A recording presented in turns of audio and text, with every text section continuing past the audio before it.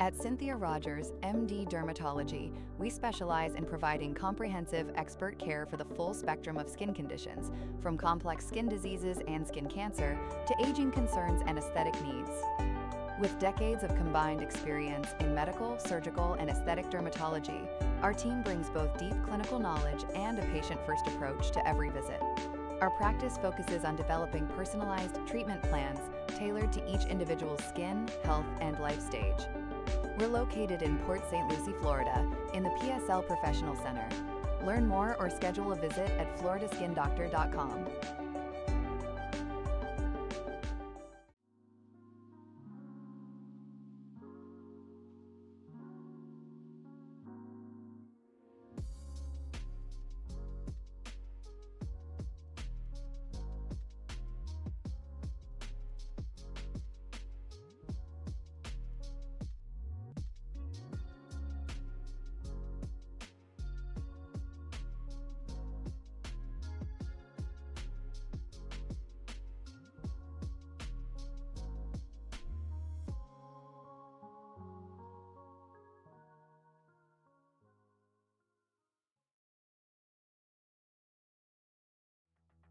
Steel Graphics and Designs creates custom racing wraps and logos built for the real world and iRacing.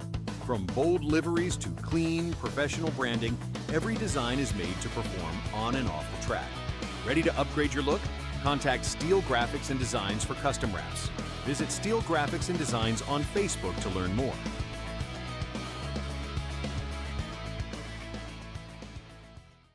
Backed by 70 years of experience, Duncan Water Systems specializes in commercial and residential water system testing, design, installation, and maintenance. Our mission at Duncan Water Systems is to provide high-quality water solutions to every customer. We pride ourselves on being responsive, honest, and customer-oriented. Our priority is safer water for you and your family. Contact us via call, text, email, or visit us at duncanwatersystems.com.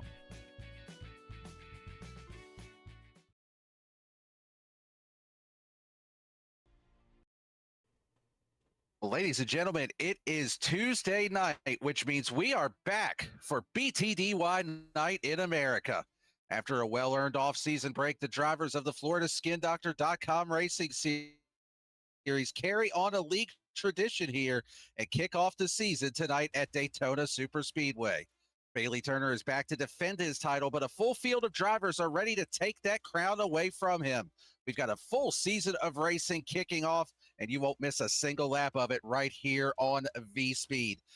Good evening, everyone. Thank you for joining us here this Tuesday evening. My name is Daniel Cunningham, joined up here in the booth by the boss man, Adam Baker, as the co-commentator and producer. And we've got camera angles courtesy of the legendary Dougie Beard.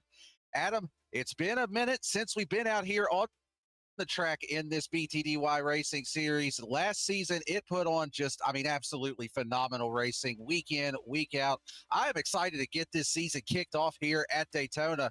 How you been and how are you feeling for this one tonight? Oh, very, very good. And it's great to be back. And a happy new year to you and all of the BTDY fans and drivers out there.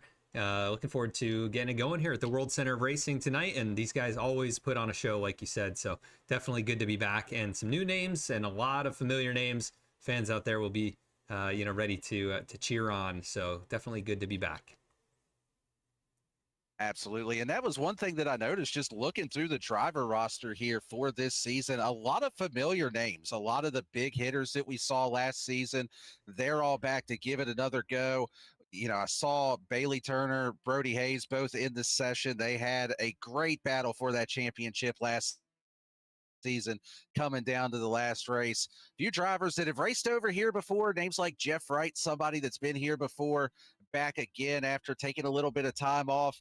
And even one of VSPEED's own, Bradley Cooper, going to be out there in the field here this evening. You can see him right now, second on that scoring pylon as these drivers go out to make their qualifying runs. And while these drivers are getting those runs in, getting everything going, let's take a quick look at tonight's race analysis. Do you know what these drivers are going to be up against? We've got 100 laps, 250 miles here at the World Center of Racing. We do have a scheduled competition caution as well. It's going to be on lap number 20. If there is a caution after lap number 10, but before lap 20, they're going to go ahead and count that as the comp caution. So somewhere in that range. Got 4 sets of tires, 3 green-white checker attempts if we need them. Running 80% fuel here tonight as well. Going to be probably about 30 to 35 laps on a fuel run here for these drivers. And again, this is the regular season opener, kicking everything off here at Daytona this evening. Yeah, and this is season 6 of the Below the Double Yellow Racing Series, and they've been going back all the way now to about 2020. So we're going on our 6th year of partnership together with VSPEED, and looking forward to getting another great season kicked off. So Daniel, definitely excited to get this one going, and qualifying looking pretty good for some of the VSPEED drivers, Seth Hatchell and Bradley Cooper. Yeah, see a couple of the familiar names up there at the top of the leaderboard. I was giving Bradley Cooper a hard time here in the booth earlier before we went live, saying, I've got a tendency of putting the broadcaster curse on somebody, seeing if he wanted to be the curse buster here tonight. So maybe that might be a lot of familiar names out there. See Jeff Wright currently in the 6th position. Cody Atkins there, one of our league admins. He's currently in 5th. A couple more of those VSPEED drivers. See Chris Samard there currently in the 10th position. And just a lot to unpack here. The first race of the season, it could get a little bit bumpy with some new names coming in. You just never quite know exactly what you're going to be up against here as things kick off to get the season rolling. Drivers learning each other, learning the different tendencies of one another as well. Yeah, some of these new rookies out here are going to have to find their place, in the running order, find some friends tonight at Daytona. Big factor, right, is finding your teammates, drafting with them, trying to find victory lane together here. And it's going to be a lot of fun to watch and see how these guys connect and race around each other for the first time. Indeed it will be, but it looks like these drivers have finished up their qualifying run, so it is time to give you your full starting order here for tonight's FloridaSkinDoctor.com 250 to kick off the season and go through tonight's grid.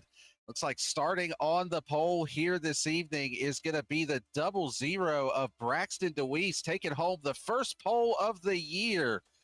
VSPEED driver Seth Hatchell going to be starting to his outside. Great to see him back racing here again this season as well. He's going to be starting in that number 2 position here tonight. Rolling off in 3rd is going to be Ryan Gemmel. And you know what? I'm going to make Bradley Cooper my pick to win. He's starting in the 4th position. Give me Bradley Cooper tonight. That's my official pick. Rolling off in P4. Starting in 5th is going to be Jake Baki. Dennis Faircloth to his outside in the 6th position. Starting in 7th is going to be Cody Atkins with Jeff Wright in 8th. Rounding out the top 10, last year's championship rivals, Brody Hayes in 9th and Bailey Turner in 10th. In 11th tonight, it's going to be Angelo Ronis trying to find victory lane outside the top 10 starting positions. Chris Samard going to roll off from the 12th position, trying to find his teammates further up the field. Jeremiah Vincent in the number 3 machine. He'll roll off from the 13th spot. Rob Liedl starting from 14th here tonight. Michael Jones going to start from the 15th position. 16th is going to be Ray Massey. Keith Mayato starting back in the 17th position, always a threat to win. And Adam Cabot as well, right there to his outside, rolling off from the 18th spot. Eric Hutton, very good at these super speedways, going to be starting from 19th. And Noah Mahalski going to round out the top 20. Starting in 21st is going to be Christian Blackwell with Austin Sale in 22nd. 23rd is going to be Cody Maurer with James Loveland in the 24th position. Max Koss going to be starting in 25th here this evening. Dallas Sullivan in 26th. Alan Dice in the 5 car. He's going to be starting in the 27th position. Paul Hahn in 28th. And on the last row of the grid is going to be Thomas Brendel in 29th and Jake Miller rolling off in 30th, rounding out tonight's grid. These drivers are pacing already got the 1 to green here this evening. So, Adam, I gave you my pick. I took Bradley Cooper as the pick to win. Do you have a driver that you're looking at that you think might be able to kick this season off with that win? So many great drivers out here at these super speedways. Ryan Gemmel is one who's always been towards the front in these races, but I'm going to go with his teammate. Maybe a little bit of a different pick to some, but definitely an experienced super speedway driver. Chris Samard is going to be my pick here tonight. He starts from 12th. Certainly a solid pick. Chris Samard, another one of those drivers that has been around BTDY for quite a while. You mentioned this being the 6th year here, started back in 2020. And this was actually the first iRacing league I ever joined. I'm friends with a couple of the admins over here. Alan Dice actually built my first PC for me when I got started on iRacing. Gave me my first set of wheel and pedals as well. So he recruited me over here. I've got to race with these guys a few times, and now getting to call these races. It's just really a privilege to be involved with this league. They put on a lot of really phenomenal racing last season, and I have the utmost confidence that this is getting ready to kick off yet another great season here at BTDY. These drivers have been waiting for a while to get this race going. It has been a long off season, but it's time to knock the rust off, get this series fired back up as the pace car makes the turn onto pit road. It's time to turn these drivers loose for 100 laps here at Daytona. Green flag is underway, and so is a new season of BTDY Racing.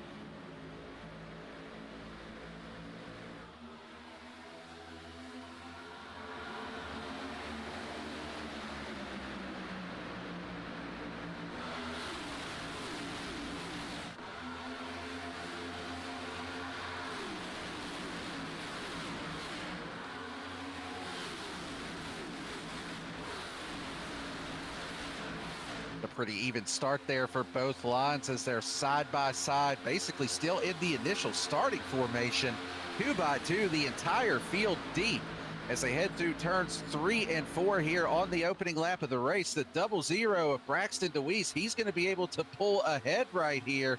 He's going to get this lead. It looks like he's going to lead the opening lap of the season here at Daytona, side by side on that second row between Hatchell and Gemmel for the number 2 position, but it's Braxton DeWeese at the top of the pylon. Yeah, very orderly start from all of these drivers. DeWeese very strong in a few races that he appeared in last season, looking to try and kick things off just as strongly as he finished them. He's got that lead. He's got Hatchell to the outside with a big push from Bradley Cooper now. They charge down the backstretch side by side, about 15 rows deep, all the way to the tail end of the field. And great to see 30 cars out here at Daytona. It's awesome to have this many guys coming back and competing here in BTDY. Absolutely. You see that third car in line on the outside lane there. That's the 83 of Dennis Faircloth, another driver that is always a threat at these super speedway races. Seen him running up near the front, whether it's Daytona, Talladega, always seems to throw his hat into the ring as one to contend with, no matter what super speedway it is. As you can see, Hatchell and Bradley Cooper, they clear that inside lane. They drop down in front of the 00 of DeWeese. That is now going to put Dennis Faircloth as the lead car on the outside. He's got Jeff Wright pushing. He's also got Bailey Turner now, that third car in lane behind him, giving a shove as well, but still pretty orderly here. Just 2 by 2 for the majority of the field. And ironically enough, we're riding on board with the Coca-Cola car, looking at the back of the Pepsi car here. Yeah, this is a classic feud or something between Bailey Turner and Jeff Wright. They always run these counter brands like this, and that has continued here this season. But they're running right nose to tail up here towards the front of the field, where you do expect to see them. Here goes Dennis Faircloth now going to jump to the inside. He'll try and lead the inside lane. That'll leave Jeff Wright in control of the top side. Yeah, and it seems like here early on that top groove is able to carry quite a bit of momentum. That's the second time now in just 4 laps that we've seen the lead car, the lead 2 cars actually make that the third time now with Wright and Turner getting to the lead, that we've seen that top lane be able to clear the bottom and just drop down and take that momentum away. So something to keep in mind as we get to the later stages of this race. It may be a little bit preferred to be up on that upper lane. something. I got to run a race in these next-gen cars last week, and it seemed like it was a little difficult to kind of get that top groove rolling. But so far here this evening, not an issue for these drivers in this series, able to get that momentum and take control of this race. Yeah, and that looks like it might be the case again here. Oh, close call there, maybe from the 80 and the 23. They are not quite lined up. You got a couple of Mustangs. You'd think they'd line up a little bit better than that, but they've been a little bit all over, and he is now peeking to the outside quarter panel. That was a close call headed into turn number 3, but it is Ray Massey, Rob Liedl up there at the top. And you've also got Adam Cabot, who's charged from much further in the field, up 11 positions already inside the top 10. And he's right up there. Now he's going to try and shoot it to the middle. Yeah, there's quite a few drivers that are already on the move here early. As you said, they're 3 wide looking here early on, lap number 6, but to go ahead and give that 3 wide a try. You mentioned Adam Cabot up 10 spots. Noah Mahalski is up 11. Austin Sale is now up 11 as well. So even though it seems like at times it can be a little bit difficult to pass on super speedways in these next-gen cars, these drivers aren't really having any problems with it. They're able to get up there, make some moves, make things happen. And just speaking to the talent level in this series, that they're able to get these runs generated and try to make some momentum here. Not just content to ride around, but as of now, looks like everybody's starting to migrate down to the bottom of the racetrack, maybe just trying to log some laps here as we do have that guaranteed caution at lap number 20. And we've got Jeremiah Vincent giving a big shove to the 17 of Adam Cabot. They're the furthest forward on the top side for the moment, but this is all the way back in 8th, 9th, 10th, and 11th. Liedl down there jumped to the inside. Away from the 17, but they got dragged way back. Ray Massey, as you remember, there was just about 2nd or 3rd, and he's all the way back now to 11th. So things change very fast at Daytona. Here is Ryan Gemmel now moving forward after falling quite a ways back. He's now trying to find his way back into the top 10. His teammates, Chris Samard, Brody Hayes, a little bit further back from them. But the VSPEED teammates maybe trying to find each other mid-pack. And look at the big shove here. Cabot going around the top side. He's going to try and make his way into the top 5. Yeah, he has got a lot of momentum there with the push from Jeremiah Vincent up on that top groove, showing that you don't need a whole line of cars to be able to get that momentum and get something moving up on that top lane. Ray Massey now falling in, but it's actually going to push the 3 of Jeremiah Vincent up the track. Ray Massey gives him a little bit of a break there, lets him get back in line, but hurts the momentum of that top groove just a little bit. Even though they've only got really 3 cars connected, a 4th car now coming up behind to join the party there as well. They're doing a really nice job of making some time up there on the top lane and starting to make a little bit of ground. Because, I mean, you can see right there, just a huge shove from that 3 car of Vincent, and he is pushing Adam Cabot up further and further compared to that inside lane. Yeah, you can see the tactic here. Vincent kind of drifting up the track through the corners, trying to avoid the side draft. He gets away, he kind of loses a little ground to Cabot, and then big shove down the backstretch each time. And didn't quite work as well that time as they lost a little bit of that connection. But Massey now giving a big shove to the 3, and he may have a good run here coming through the tri-oval. Still trying to get that run generated up on the top groove. And, you know, something that we haven't talked about yet that is vastly different from last season is just the cars that they're running. Last season, BTDY electing to run the ARCA car. Cody Atkins built some custom setups for those once we got to the more traditional style of racing outside of super speedways. This season, letting the drivers vote, they elected to go to the next-gen car. And just from my personal experience, it seems like this next-gen car is a bit more unpredictable compared to what they ran last season. It could just be a little bit more finicky with air, like the aero side of it. The ARCA car just a little bit more predictable, a little bit more stable. So something I'll be curious to see is, as we go throughout this race, especially once we get deeper into the fuel runs, is how much handling will come into effect with these cars. If you start seeing maybe a little bit of loose on exit, a little bit of aero packing going on, compared to what we saw last season with the ARCA cars. Yeah, ARCA car is either very tight and builds loose, or vice versa, right? Could be very loose and build looser, loose and build tight. But like you said, very predictable. These cars, they seemingly get kind of loose or tight out of nowhere. Aero, definitely a huge part of the next gen machines. It's also the lower sidewalls, right? The lower ride heights. All of those elements make these cars just a little bit more unpredictable. And it's not going to affect them as much here tonight, but like you said, they could build loose as the run goes on, and that is not something you like to see at about 200 miles an hour. Yeah, that is definitely less than ideal with the speeds that they're running, the way that the field will be bunched up in that pack racing. To ride on board here with Braxton Deweese. He's looking at the back of Bradley Cooper there directly ahead of him, just kind of hanging in line, just doing what you need to do right now. And this is something that you'll see throughout the night, especially with these drivers not having a faster pair. It really makes you have to be a lot more methodical. You can't just go 110% all out the entire race. It really adds a little bit more of an art form to it. You've got to pick and choose when you make your moves, because any wrong move could be a night ender, not just for you, but for, a lot of the field. We always talk about the big one at Daytona.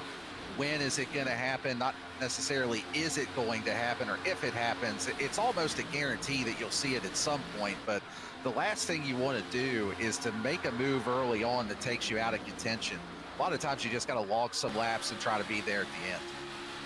Yeah, this league is known for running very green races.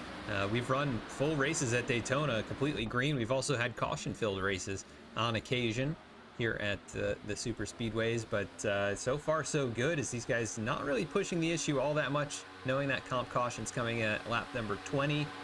These guys are just trying to set themselves up maybe to get into the pits in nice order there, nice fashion, right? And try and just run the rest of the race from there.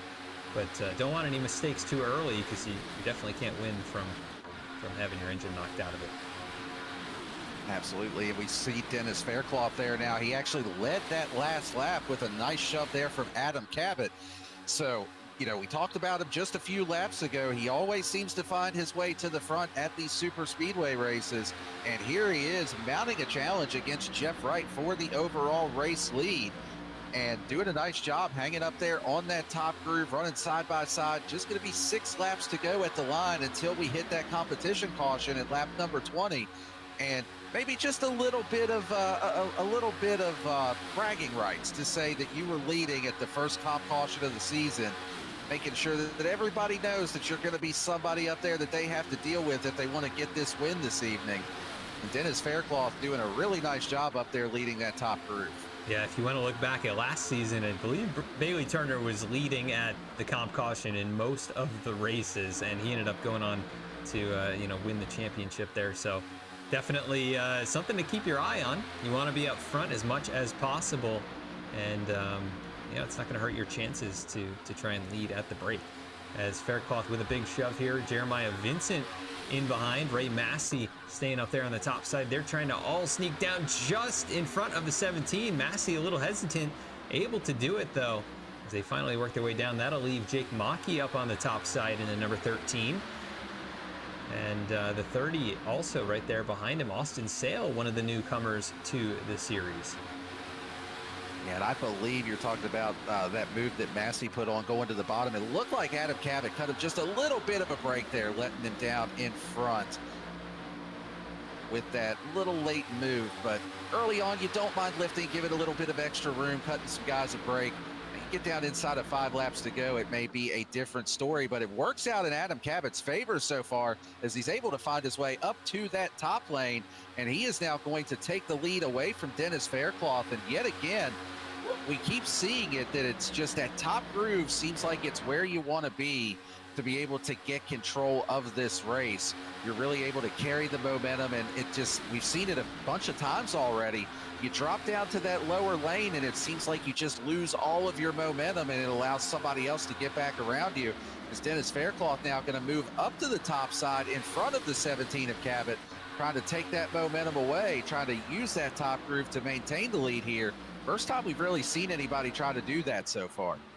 Yeah, interesting move there from the 83. He jumped up, kind of left his drafting partner, Jeremiah Vincent. They had worked really well to get to the front, and I think he's just seen the trends here, though.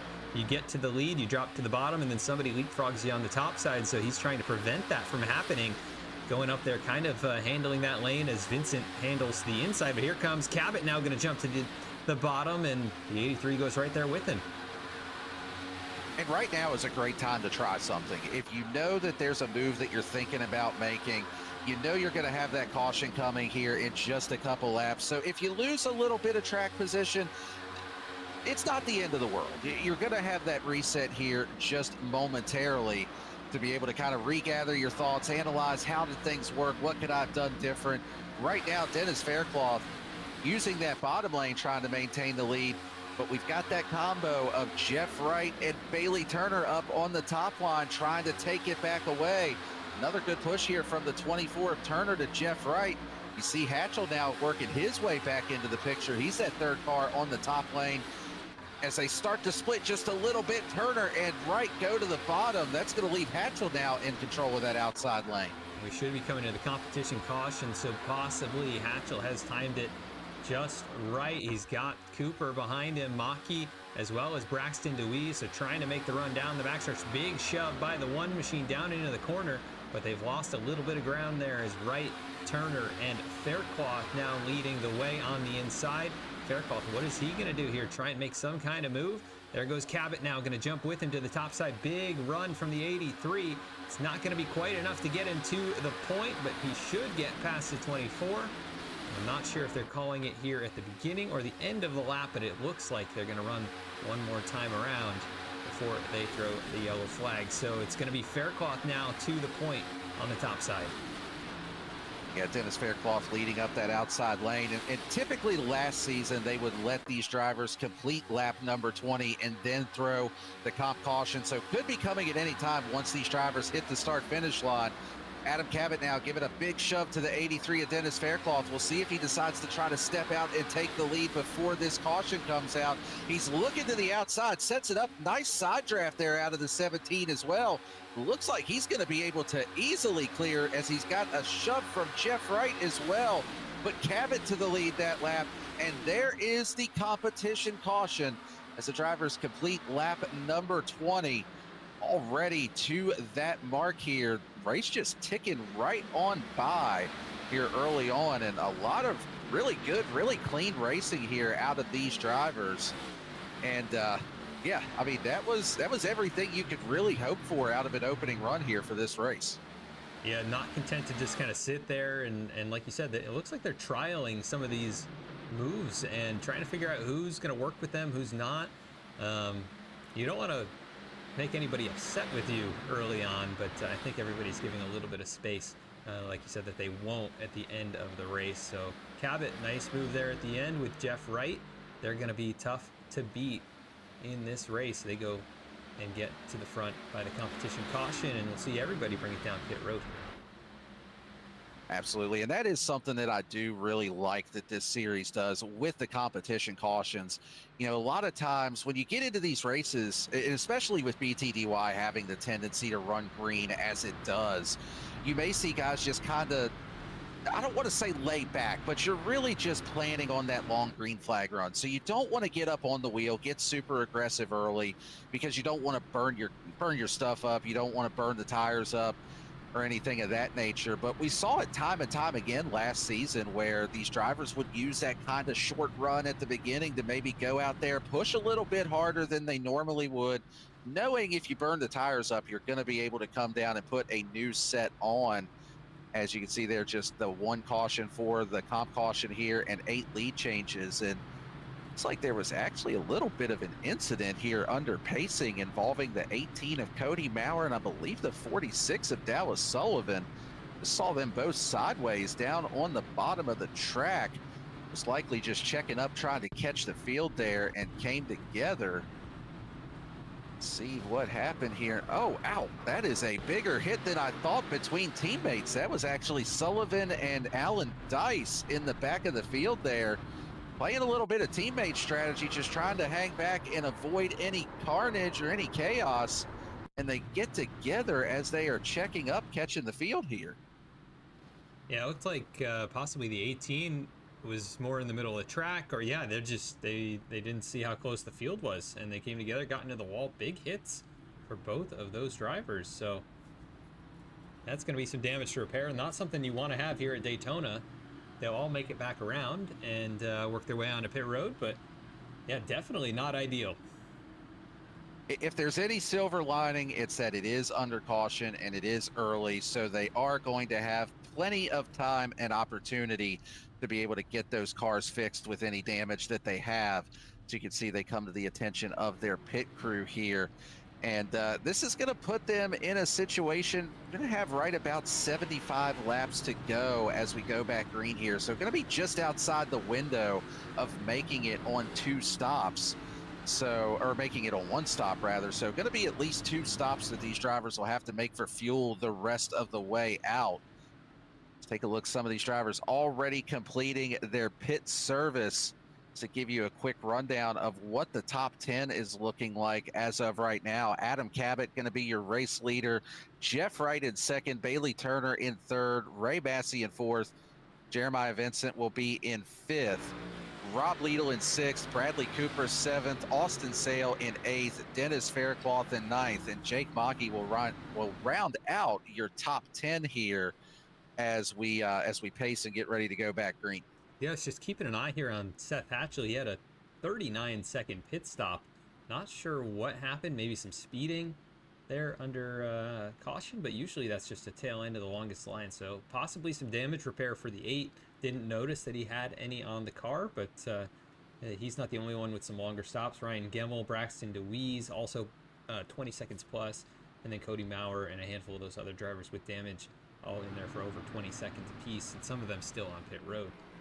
So interesting. And the other possibility here too is that those drivers may be planning on making a second stop here, maybe trying to top off. If you know you're going to be at the back of the pack, as you can see, I thought maybe Bailey Turner was going to, decided last second, no, not for me, not the strategy here today.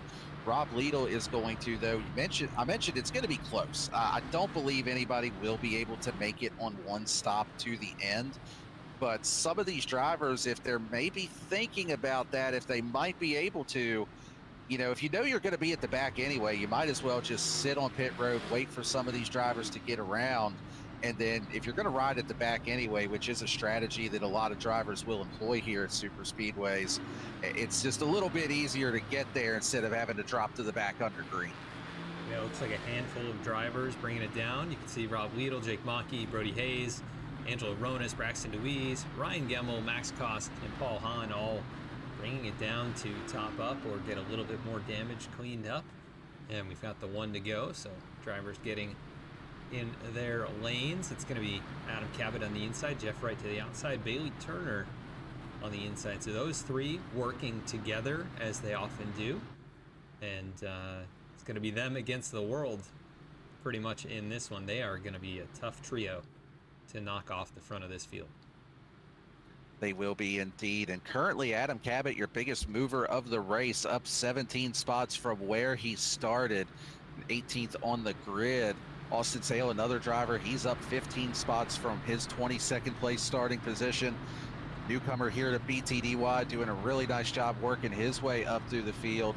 And even though he's a little bit further back, the 34 of Thomas Brindle, he is up 13 spots from where he started, currently riding in the 16th position. So he started out back, avoided some of the chaos early on, but utilizing a lot of good moves here to work his way up through the field. As we get ready to go back green, field will be in control of that 17 of Adam Cabot as we get ready to get back racing here at Daytona for this season opener, the FloridaSkinDoctor.com BTDY Racing Series. Green flag is back out in the air, and we are back underway. That top lane looks like it's formed up just a little bit closer, although Ray Massey is going to drop down to the bottom, fill in a gap that was there. Now make that your top 4 drivers all falling in line to the bottom. Field's starting to get single filed out pretty quick up here at the front. Yeah, Jeremiah Vincent, Bradley Cooper right there behind them. So top 6 all single file. Make that Sale, Mahalski, Eric Hutton into the top 10, and then Dennis Faircloth is the first car up on the top side. He's got, that is James Loveland to his inside of the 02. Good to see James here for another season. Christian Blackwell behind him. The 18th of Cody Maurer, who got that damage. Looks like they've cleaned it up pretty nicely, so no major problems maybe for the rest of this race, but you might have a little bit of extra drag he doesn't want in key situations. So we'll keep an eye on that and the other drivers involved. But yeah, very single file up at the front. Yeah, something that isn't entirely surprising, at least from where I'm sitting at here. Now that we've got the comp caution out of the way, you know you've got right over 70 laps to be able to get to the end of this race. Got to log some laps here like we were talking about. You'll see some drivers that may try to hang back towards the back just a little bit, give themselves some time in case the big one does hit. But one driver that's not content to ride in line, that is going to be the 03 of Noah Mahalski. He is leading up that outside lane. He's now got the 3 of Jeremiah Vincent right behind him, trying to get some momentum built. You can see that is Bradley Cooper there in behind them. He's also trying to get that momentum up on the top groove. And the 3 of Vincent, as we've seen a bunch of times here this evening, just tucked up right behind that lead car, giving a huge shove. And it seems like he's one of the ones that you really want behind you pushing here this evening, doing a nice job of being able to get these drivers up there. Yeah, Jeremiah Vincent, a winner many times here in BTDY at these super speedways and other tracks, but definitely one, always a threat to win in that oh-so-famous black number 3. And we'll keep an eye on him as he works his way now to the bottom into the 6th position. And we did see a smaller pack of cars at the tail end of the field here. So you've got Max Koss, Braxton DeWeese, Dallas Sullivan, Paul Hahn kind of nose to tail. Jake Maki is off the pace here just a bit in the 29th position. And then Alan Dice currently scored his 1 lap down. He is in the lead group here with Ryan Gemmel, but just at the tail end of that group. So a few drivers kind of in dangerous situations. Maki will definitely be going a lap down here, as you can see the field not too far behind him. So problems for the 13 early on, affecting how his race may turn out. But he'll have to hope that he can get back on the right cycle, on the right lap. Yeah, going to need the help of a caution to be able to get back in this one. As you mentioned right now, Alan Dice is the only driver 1 lap down, but once the field catches Jake Maki, which is going to be a pretty short order here, it'll be a battle between those 2 drivers for that free pass position. Should the caution end up coming out. And right now, though, it's not looking like a caution type of race. I mean, you can see we have got just an absolute freight train of cars right now, single file going around this speedway. And, you know, it's always interesting to hear different drivers' perspectives and their strategies going into this race. And Adam, we saw you run a few races here in BTDY last season. So I got to ask, whenever you're at these type of super speedway races, do you go in with a specific strategy to say, I want to try to run up front, or maybe I want to run in the back and just try to avoid the chaos? Or are you like me and you just say, well, no matter what choice I make, it usually seems to be the wrong one, so I'm just going to wing it when I get in there? Yeah, option C is sort of how it goes for me. I've tried running up at the front all race long. I've tried running in the back. You know, often I'm in the mix in the top 5, top 10 at the end of a race, but things just have never gone the right way for me here in league racing, at least. For some reason in officials, I have quite a few super speedway wins, but can never get it done in the league races. But it's not for lack of trying, and that is just how it goes here at Daytona, Talladega, the New Atlanta. But yeah, you've really just got to find your teammates and try and strategize together the best you can, and also read how the race is going, right? You understand the temperature of the race and what's going on around you, and make judgment calls from there. But that just comes with experience. That is a very good point. And one thing too is, you know, like you said, you want to try to find your teammates, work with them if at all possible. But the more you race around a certain group of drivers, you kind of figure out, like, these are the drivers that I really like to work with. Maybe they're not teammates, but these are guys that I can trust, that are going to make good moves, that are going to give good pushes. And sometimes you might have some drivers that you say, oh, good Lord, I don't want to work with that guy. Let me get away from this person. But, one thing with all of these drivers having been together for so long, there's not a lot of turnover in this league, a lot of familiar faces.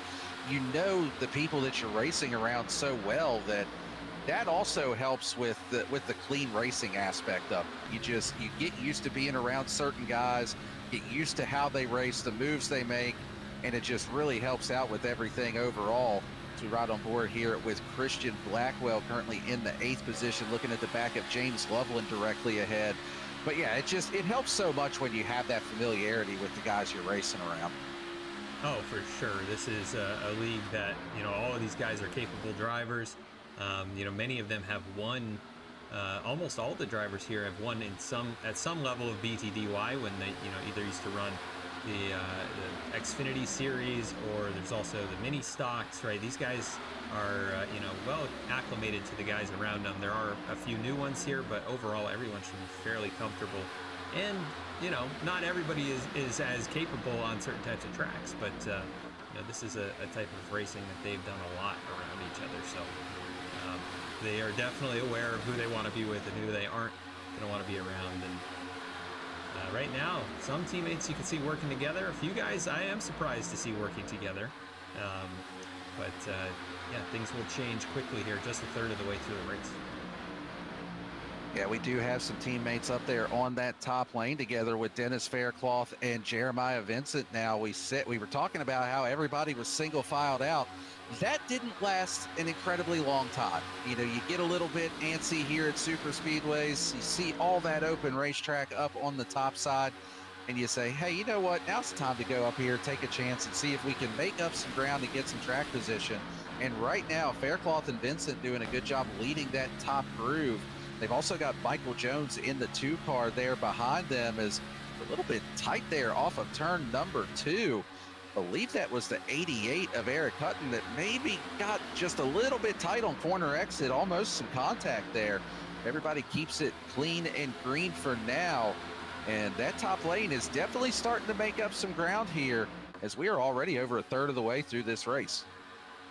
Yeah, I believe it was Michael Jones getting the season opener victory last season in his number 2 car. I think he was running the Red Bull machine at that time, so this is a little different look, obviously different generation and style of car, but definitely a driver to keep your eye on. I remember emerged through a giant crash to capture the win here at Daytona, and Keith Mayato, Chris Samard were right up there battling for it, so definitely keep an eye on those few drivers trying to get to victory lane here at Daytona again, as Cabot continues to show the way. He has led now 16 of our 35 laps, and right there behind him, his teammates Bailey Turner, Jeff Wright, and then Ray Massey. These guys are very comfortable with each other from Saturday Night Racing League as well. Yeah, a lot of these drivers, we've been talking about the familiarity, and SNR, Saturday Night Racing, that's another one of the series here on VSPEED. I've gotten the opportunity to call a race or two over there as well, and a lot of familiar faces from that series where these drivers race against each other. It seems like they kind of migrate together. They all kind of run the similar leagues. They all kind of end up in the same places, and that definitely helps as well. You're talking about being at this type of racing, this type of track, with as tight as things get here in the pack. But on that top group, though, still see Jeremiah Vincent leading that high lane, trying to get up there. They have not given up on that top groove yet. They've got some more numbers in line, and I believe that is actually your pick to win there, Chris Samard. He's about the 5th or 6th car in line here up on that top groove. Just been quiet so far, which is not unusual for Chris Samard in that 77. Just kind of hangs around, and then the next thing you know, by the end of the night, he's up there in the top 5, top 10 position, and just does a nice job of keeping that car clean. Yeah, definitely keeping his car clean, keeping his nose clean right now behind the teammate Brody Hayes, who won so many races last season, came up just short in the finale for the championship, but will definitely be a contender once again in that number 37. You've got Mayato, Hayes, Samard, all nose to tail right here, working that top side, and got Bradley Cooper down below. Ryan Gemmel back in the 20th position. Looks like he is just kind of hanging tough back here with Seth Hatchell. Those guys just running towards the rear of this pack. And we had mentioned a second pack at one point. That is still Dallas Sullivan, Paul Hahn, Max Koss, Braxton DeWeese. These guys now about 10 seconds off of the lead group. So obviously damage affecting all of these cars, or maybe they are strategically choosing to be this far back. But this is a dangerous spot, and as they are losing time lap after lap. It is. It's definitely a tough spot to be in when you're that far back. And we saw Dallas Sullivan get into the wall with the right front when that contact happened after the competition caution came out.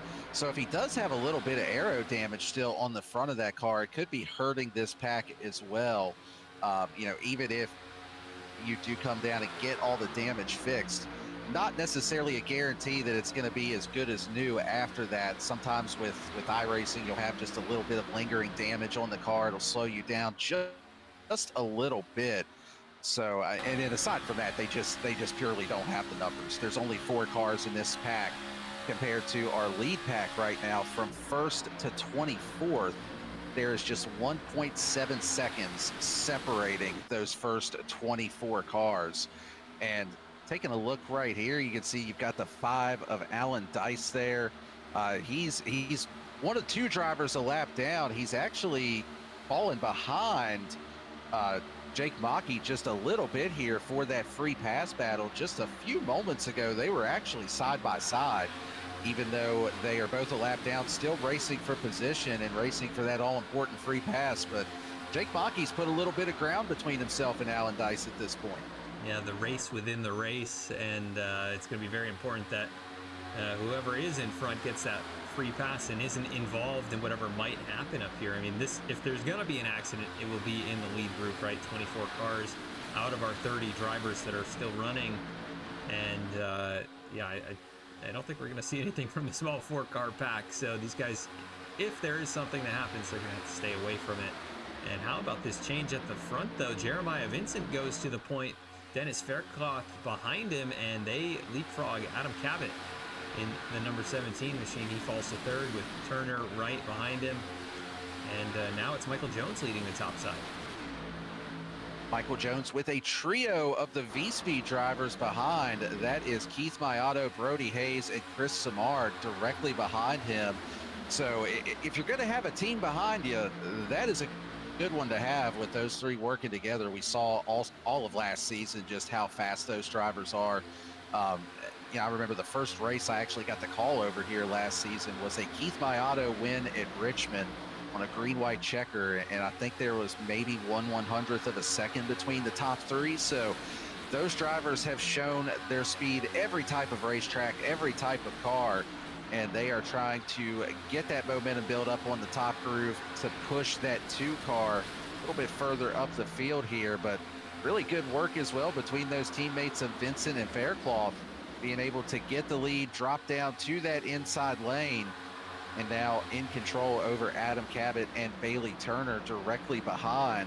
Michael Jones, though, he's got a really big shove here coming from the 36 of Keith Mayato, almost from out of nowhere. I mean, just a couple of turns ago, Michael Jones was in line with about the 6th or 7th car on the inside, and he has got all the momentum in the world right now up to the 2nd place car on that inside lane, and just mounting a huge charge here with help from the VSPEED drivers. Yeah, Mayato gave him a big shot there entering the tri-oval. I thought that was going to be an accident, but they keep it together, and now they lose a little bit of ground due to that.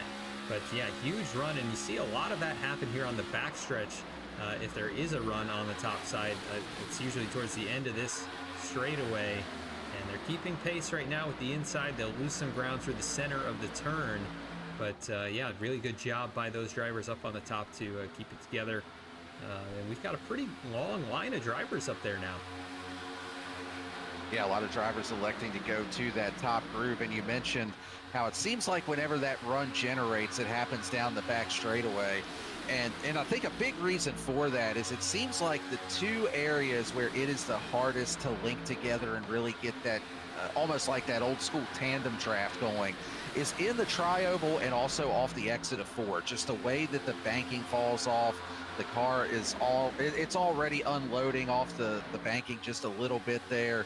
It just makes it so much harder to control. So you get on that nice long flat back straightaway there, you're able to just lock bumpers and push for so much longer. You can get lined up square, just a little bit easier in that area to get that run started. Yes, they're still hanging tough here. About third place is where the two-car has settled in. And Mayato, Hayes, Samard behind, not quite as linked up. There's a bit more spacing on the top side than the first 5 or 6 cars down low. But stuff going on at the back of this pack as well. We see Thomas Brendel, Cody Maurer, Ryan Gemmel, Rob Liedl, all those guys kind of battling and shaking for positions here at the tail end of this group. And it's tough to be the last car sometimes in this pack. There's always a threat that you might lose the draft, even if you're not trying to. You're absolutely correct on that, and it seems like it is a little bit easier to lose the draft in the next gen, even compared to like the ARCA car or the Xfinity car, the truck even. It seems like it's just easier to do as we see a big battle for the lead here. Michael Jones takes the lead away. He's going to try to control both lanes here, put the 2-car up to the point.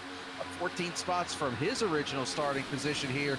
Keith Mayato trying to look to the outside. He's got momentum. He's got the shove from his teammate there behind. Michael Jones dropping back to that inside lane in front of the 3 of Jeremiah Vincent.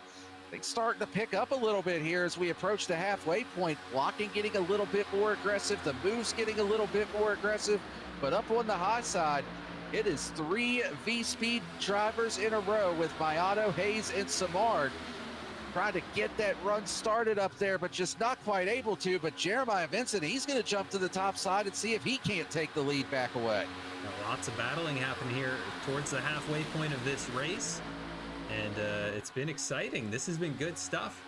These guys, again, not content to run in line, and they're having some fun trying to keep things interesting. It can be a bit boring if you're out there running just in the same line for 100 laps. These guys are actually working for it here tonight and putting on a good show for us. Michael Jones able to settle into that top spot with Dennis Fairclough behind. Yeah, really nice job from him. And I think what makes it even more impressive is Michael Jones does not have any teammates out there. Just scrolling through Discord earlier and looking at who was in which chats and things of that nature, he was in a chat all by himself. And I'm even just taking a look now just to confirm, and yeah, it looks like he is all on his own out there, which can make it a little bit more challenging. But at the same time, he doesn't have to worry about making any of his teammates mad because he doesn't have any in the race. So you just kind of go out there, do your own thing, work with whoever's got the momentum, pick and choose your dance partners however you want. Sometimes not having that teammate or teammates to worry about can actually work to your benefit here. Yeah, right now it's working as well as he could have hoped for. I think he's got the lead. He's got Dennis Fairclough and Jeremiah Vincent, who are definitely, I would think, willing to work with him. Right now, Dennis not jumping out of line. He's staying right there with him, the 2 Toyotas, nose to tail. And Vincent not able to keep pace with those two for the moment. He's lost a little bit of ground. Here comes Cabot now charging back in. He goes to third on the inside lane. And, those guys have kind of held steady here, about third, fourth, fifth or so on the inside lane, and not tried to make a move lately. They've kind of been boxed in. And here comes the top side with a big run again. Yeah, those 3 VSPEED drivers staying linked up together on that high groove, doing a good job working together here, just staying committed to the team game right now. But they push the 3 of Jeremiah Vincent to the lead. He drops to the bottom. I don't think it is going to work out in his favor, though. The 36 of Keith Mayato has a huge shove from Brody Hayes. They are clear. Hayes is going to go to the bottom now. He almost left his teammate hung out to dry. They do actually leave Chris Samard out to dry on the top side. He does have a draft partner there behind him, but it looks like that is actually the 13 of Jake Mackey that's directly behind him, 1 lap down currently. But as it stands right now, the VSPEED drivers now in control of both of those 2 lanes, both on the top side and the low lane.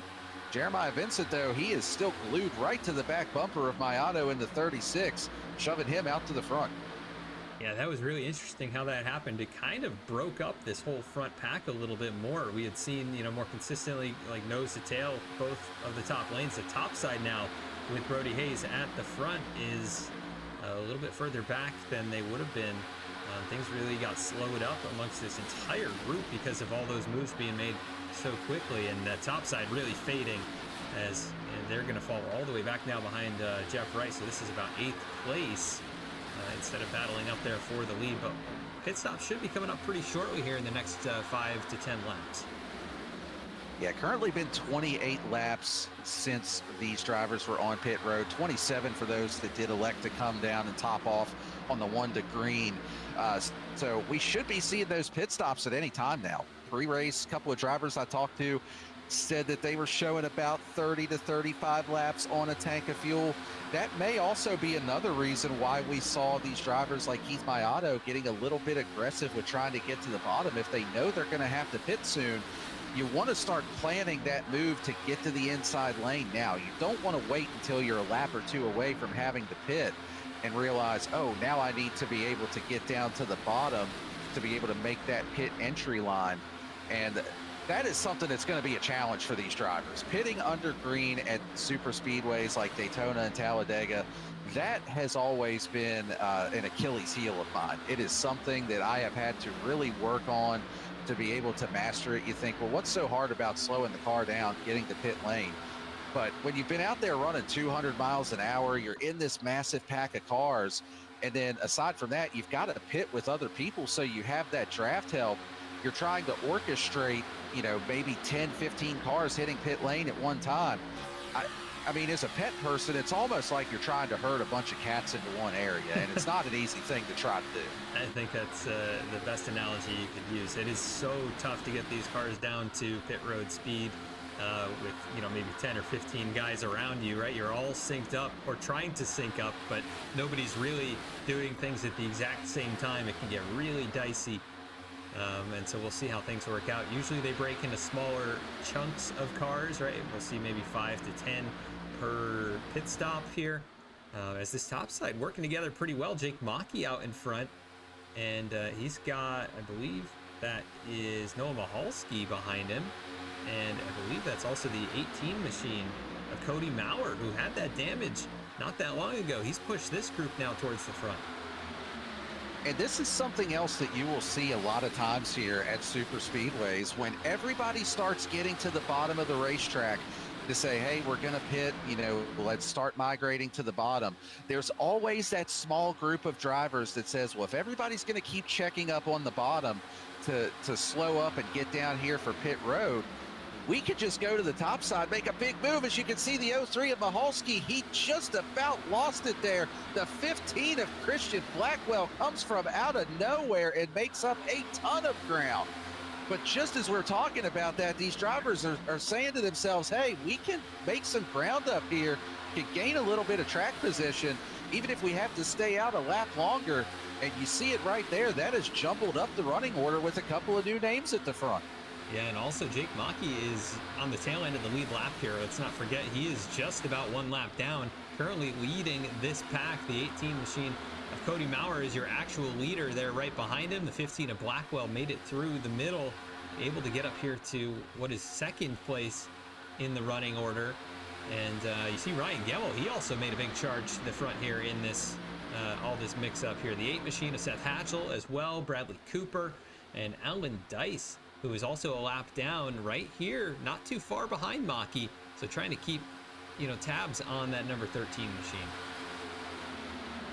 Well, and right now, the best friend that Alan Dice has is that 13 of Jake Maki. If he can stay in front of the race leader and a caution comes out, Maki's got his lap back the old-fashioned way, just driving to the front and getting it done.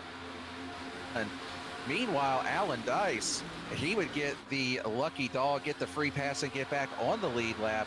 And just taking a quick look here, we did have a group of drivers hit pit lane. It's Braxton DeWeese, Max Koss, Dallas Sullivan, and Paul Hahn. And I hate to say this, but every single one of them got a black flag on their pit entry. It looks like speeding on pit road. All 4 drivers, they were in that smaller group running together. and just, again, pinpointing how hard it is to make this pit entry. See some more green flag pit stops starting here. And the two of Michael Jones, he just about overtook the entry there. I don't think he's going to end up with a penalty for that. That right front tire was really close to going off into the grass, but I think he is going to be okay from that. Not showing any penalties currently on our timing and scoring, but again, just underscores how difficult it is to get on the pit lane here. Yeah, there was a little bit of contact. Also, Dennis Faircloth, I believe he got into the side of the 2 machine of Michael Jones, so keep an eye on the 83 machine if he's going to have to get that repaired at all. Looked okay when he pulled into the pit stall, but here goes Jake Mockey. Here come the VSPEED machines of Keith Mayato and a whole lot of other drivers. Adam Cabot, Bailey Turner, Jeff Wright, many more. 3 wide right now on pit lane. And everybody seemingly got down there okay. I think I saw a car spun around, maybe at the back of all of this. As Mayato missed his box big time, slid all the way through and into the next stall. So that is going to be a problem for him. He could end up losing this group. Keeping an eye on Seth Hatchell up here at the front of the pit lane. We'll see if he is able to do a good job here. It looks like he should be pretty close to leading the group. There goes Jake Mockey. He's going to try and stay out in front and get his lap back the old-fashioned way, like you said. He is going to lead this group off pit road. I think that may be one of the most impressive green flag pit entries that I have ever seen. There were so many drivers hitting pit lane at one time. And, you know, I made that, it's like herding a bunch of cats analogy earlier. I mean, that was like a perfect illustration of it right there. And it just shows you've got to stagger your pit entries. You've got to use every inch of pavement between the yellow line and the wall down on the inside to space everybody out, make sure you're not running over one another. So just awesome job here by all of these drivers, able to get on and off of pit lane with that huge pack of cars coming down at one time. And you can see it did break the pack up just a little bit here, as we've just got 6 cars together in this pack. There's another pack running directly behind this one that has about another 5 or 6 cars in it. It just seems like it's kind of broken everything up a little bit now, where instead of having one huge pack, we've got a bunch of 5 to 8 car packs that are running on the track right now. It's some bad news for everybody else, but Bailey Turner, Adam Cabot, Jeff Wright, and Eric Hutton are up here in the lead group. They've got Seth Hatchell. Jake Mockey is a lap down now behind them. So that is 4 teammates, and then Seth Hatchell tagging along here, seeing what he could maybe do, but that is going to be a tough thing to overcome unless he gets a little bit of help from the pack that's about 3 seconds behind. Cody Maurer tries to slip up in front. There is Bradley Cooper. Angelo Ronis is in this. Brody Hayes, Ray Massey, a whole bunch of drivers. This group should be able to work their way forward. It will take likely 10 to 15, if not longer than that. Yeah, the biggest thing that they need to do right now is get single filed out. They have enough cars in this group. They've got the numbers advantage that they should, in theory, be able to catch up to this next pack ahead. You can see on our timing and scoring there, just 0.3 of a second separate our top 5. And then the next group back is 3.5 seconds behind that. So, but this is the biggest pack. They should be able to get single filed out. But when you keep running this side by side, it just ends up slowing the entire pack down. And you can kind of see it there. This third group that is being led by Jeremiah Benson is actually starting to close in on this second group. So we're closing in here on having one gigantic group of cars, and then 5 cars out there by themselves that are just, almost 4 full seconds now ahead of everybody else. Yeah, and I was looking at the pit times here, right? Very good pit stops for all of these drivers up at the front, all 15 seconds or less. And then a lot of the drivers, outside of there have over 15-second pit stops, longer times on pit road. That's the difference. Maybe it was just not a great in-lap or out-lap as well. Not as good an exchange for the rest of the pack as these 5. And these are some of the premier drivers in this series, right? These are, multi-time champions here. You got Seth Hatchell, a back-to-back champion. You got Jeff Wright, back-to-back.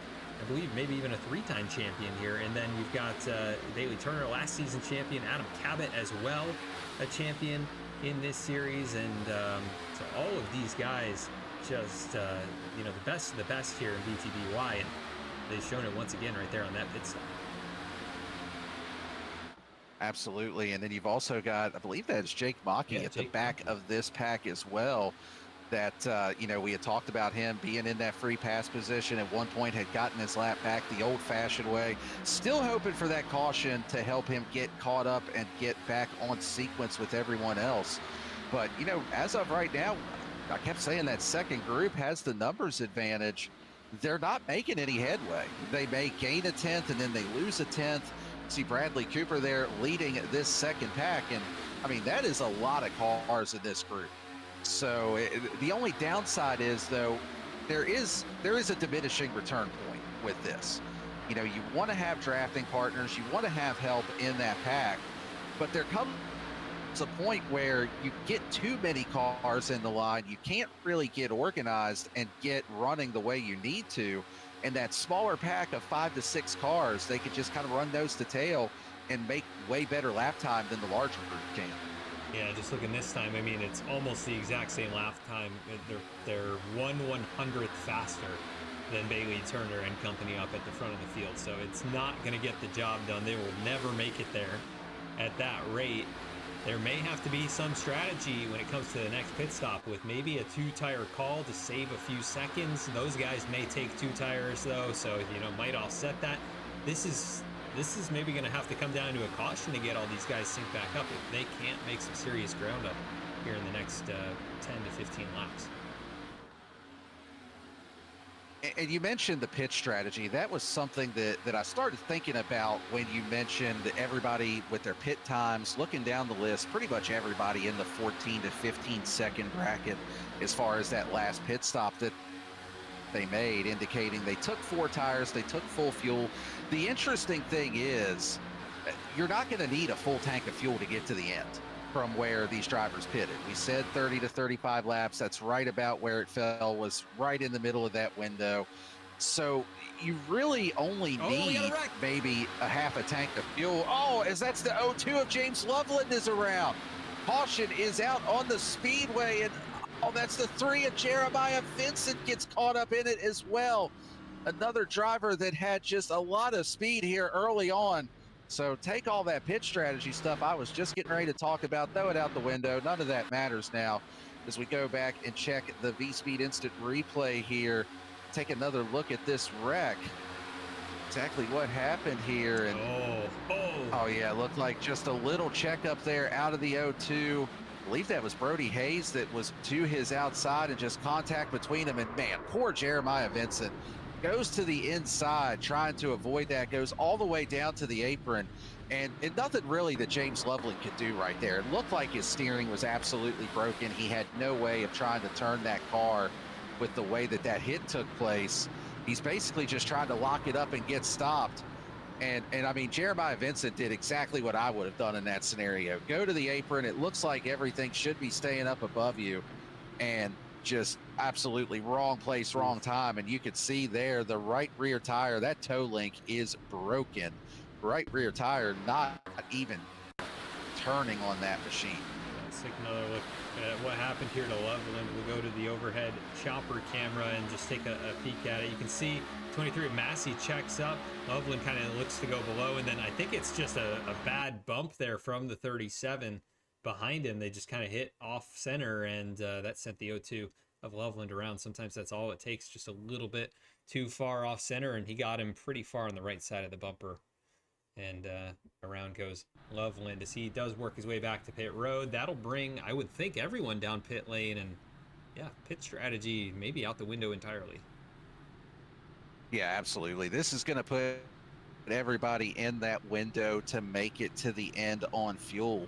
So I would be surprised if we see anybody stay out here on this caution, knowing that this could be your final stop of the race. And Also, just taking a look at the timing and scoring, Brody Hayes as well as Jeremiah Vincent both showing that dreaded meatball flag, indicating that they have got a pretty substantial amount of damage here, possibly race enders for both of them, at least going to take them out of contention for the win here this evening. So just unfortunate turn of events there for those drivers.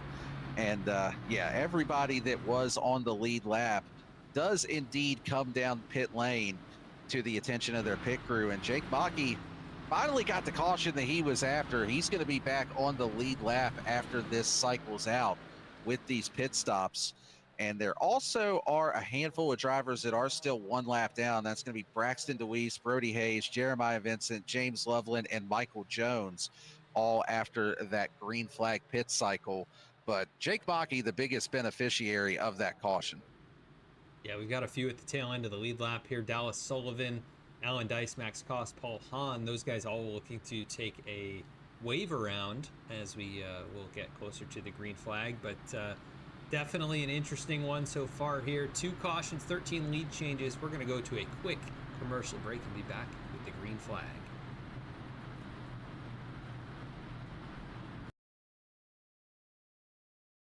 At Cynthia Rogers, MD Dermatology, we specialize in providing comprehensive expert care for the full spectrum of skin conditions, from complex skin diseases and skin cancer to aging concerns and aesthetic needs. With decades of combined experience in medical, surgical, and aesthetic dermatology, our team brings both deep clinical knowledge and a patient-first approach to every visit. Our practice focuses on developing personalized treatment plans tailored to each individual's skin, health, and life stage. We're located in Port St. Lucie, Florida, in the PSL Professional Center. Learn more or schedule a visit at floridaskindoctor.com.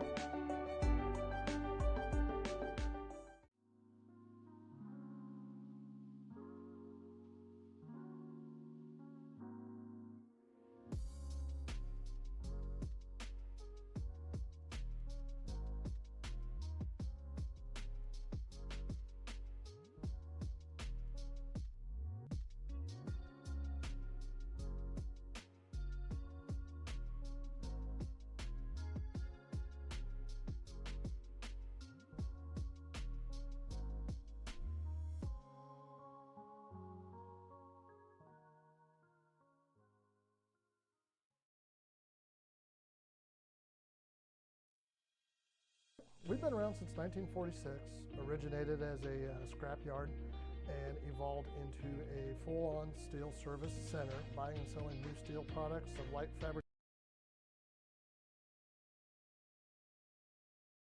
Duncan Water Systems specializes in commercial and residential water system testing, design, installation, and maintenance. Our mission at Duncan Water Systems is to provide high-quality water solutions to every customer. We pride ourselves on being responsive, honest, and customer-oriented. Our priority is safer water for you and your family. Contact us via call, text, email, or visit us at duncanwatersystems.com.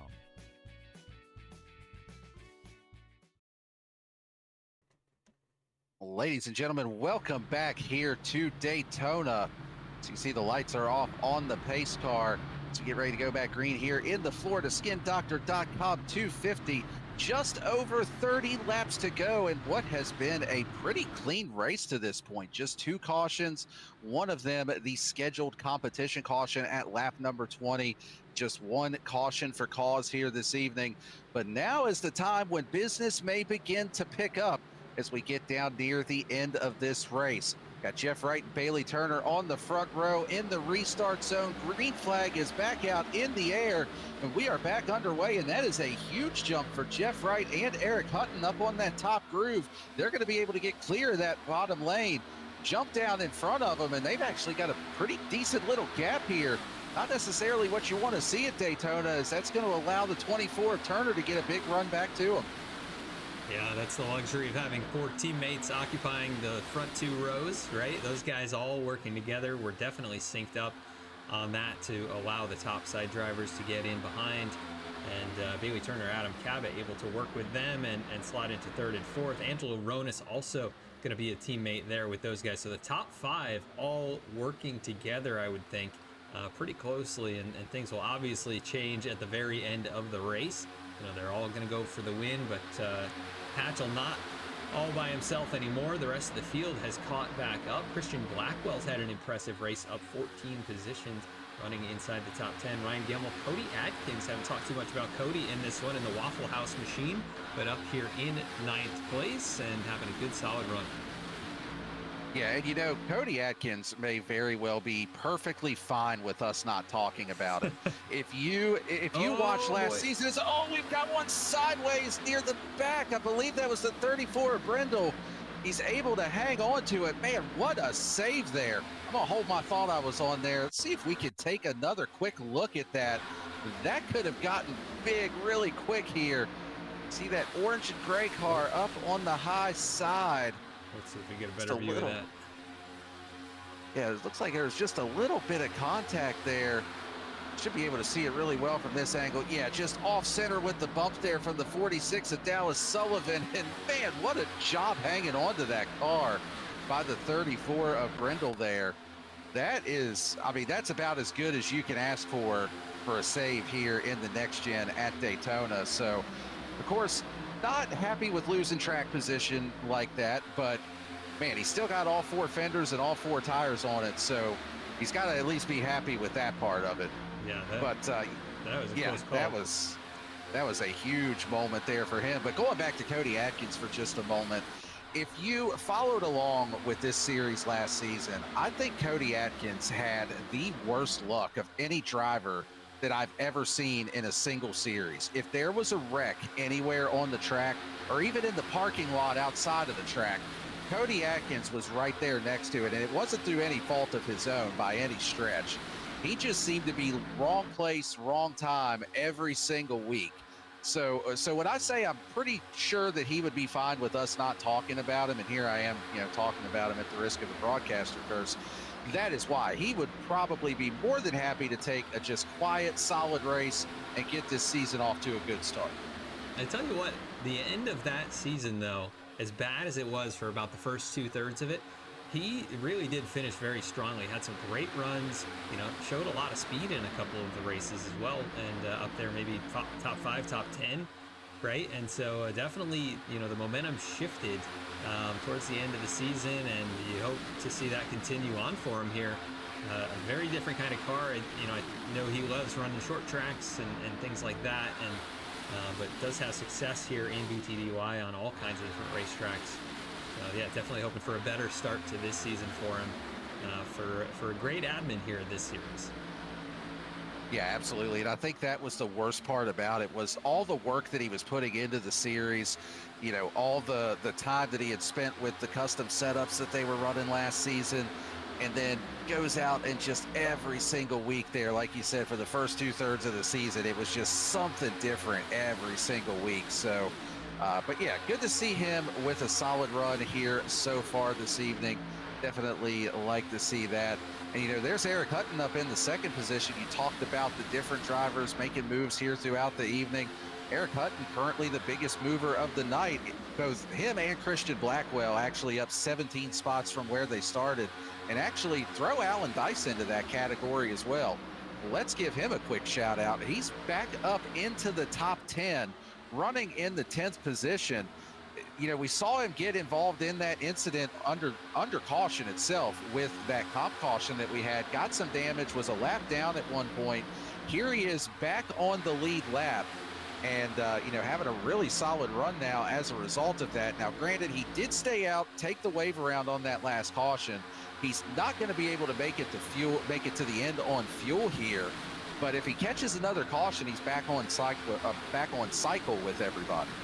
Yeah, I was about to say the only caveat is he hasn't pitted for the final time here today, but yeah, it's more than likely we will have some other type of incident here at Daytona, and we've had just a couple of small incidents so far, and he was involved in one of them that wasn't even under green. So definitely, good job getting back into position here to capitalize if something else goes wrong, and maybe work himself up there for a good finish. Christian Blackwell out in front, and he's brought Cody Adkins with him. We saw Christian go up to the front through the middle earlier, one of the biggest moves of the race when there was a close call between Jake Maki and others. And so he now takes over the top spot, but nobody's out in front of him this time. Cody Atkins, Cody Maurer behind him, and then Wright, Hutton. And here comes Bradley Cooper trying to work on the outside, working the side draft just a little bit. Yeah, Bradley Cooper, my pre-race pick to win. I'm going to keep mentioning that as long as he's out there on the track, but at the risk of, I like my job here at VSPEED. I don't want him to come up in the booth after the race and say, hey, you cursed me, you're fired, get out of here. So if something ends up happening, then I'm going to try to forget that I made him my pick to win here tonight. But so far, doing a nice job there, up there leading that top groove right at the back part of the top 10. Currently running in that 11th position, actually just outside the top 10. He's got Brindle there behind him after that huge save that he made trying to make some ground back up. But a lot of positions still to be gained or lost, and a lot of ground that you can make up in these next gens, as we've seen, especially on that top side, able to really get a few cars linked up together. Is up towards the front of the field, starting to actually see some gaps in between some of these cars. Top 3 now starting to pull away just a little bit. You've got Jeff Wright kind of hanging on there, and then there's a pretty substantial gap between Jeff Wright and Eric Hutton, and even a little bit of a gap there between Hutton and Turner. Yeah, I'm wondering if there's maybe some fuel conservation happening. Like, they should be within the window, but yeah, maybe running up towards the front, it's going to burn a little bit more, but they're just hanging off the throttle by 5% or something like that. Not exactly sure.